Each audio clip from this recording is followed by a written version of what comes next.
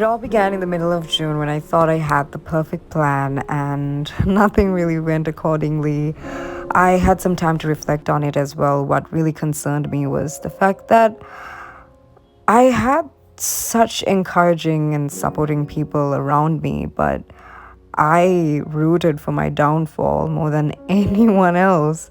It was really, really disturbing because I've practiced a lot of self love, and that's something I've turned to when I was probably like 12 because I knew that I needed it so much and that I deserved it like anyone. But I was in a very weird transitional period of my life, and I think a lot of self-doubt came over me, and I ended up without a job because I decided that I can't do it, and I didn't even, give it the sufficient time that it deserved.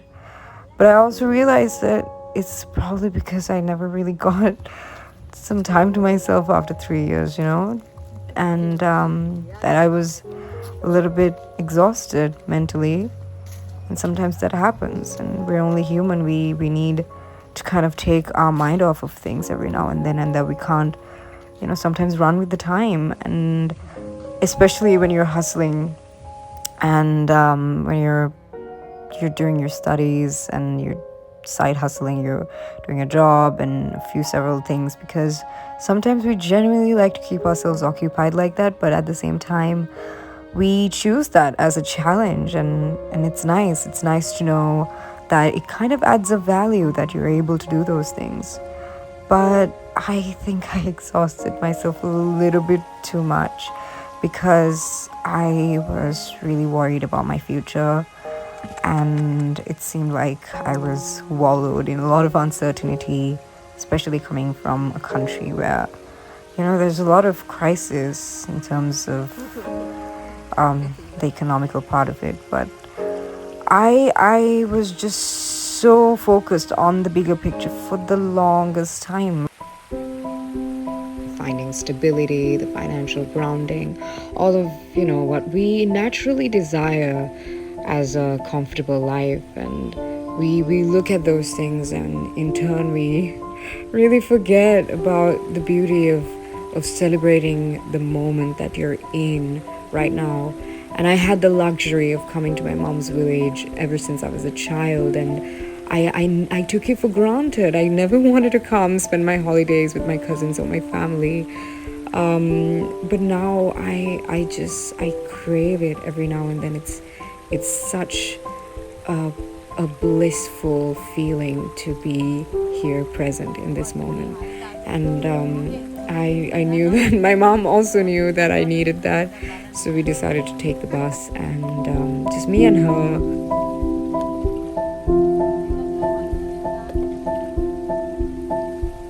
Although I did catch myself thinking a lot about the decisions that I've made and how I could have done things differently, especially last semester. I knew that I didn't focus a lot, but at the same time, my mind wasn't in the right place. I was in a very bad headspace, and these things happen, and that's kind of how you know that you need to kind of lay off a little bit, especially right now when I did have the chance to be away from it. I still choose to cling on to it. That itself says a lot.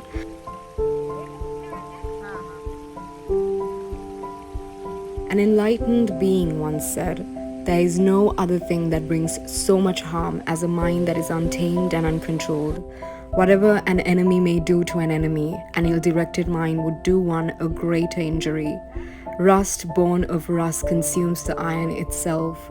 To conquer oneself is nobler than conquering thousands of men in a battlefield. Such a man who conquers his unguarded, untamed mind is the greatest of conquerors." This resonated with me, especially in a time where I was looking for answers and reading endlessly, watching videos after videos, which I'm now grateful for.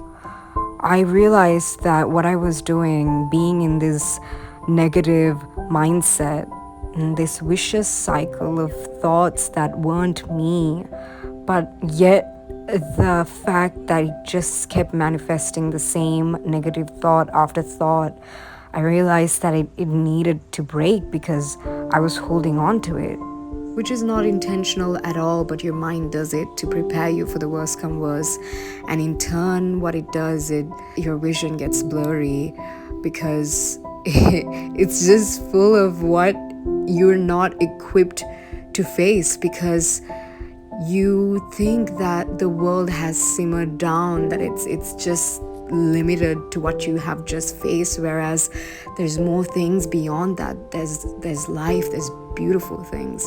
It's not just a brick wall in front of you.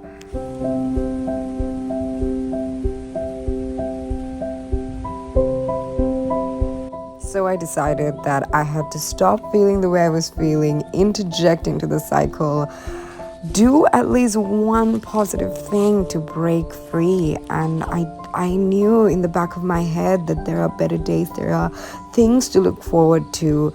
Although in this moment I know I have to give it some rest, all I need is time. And it really does do the trick, because knowing that everything is impermanent and ever changing is some comfort, because when you think a special moment is forever, you take it for granted, oftentimes. But also knowing that when you think the world is crumbling down, that moment will also pass on. So life is not really this thing, this issue that is in front of you, and you think that's all that it's revolving around. But I do believe that it takes a lot of courage to accept and admit that you're vulnerable and that you're in a state that you thought you could have handled, but is out of your reach.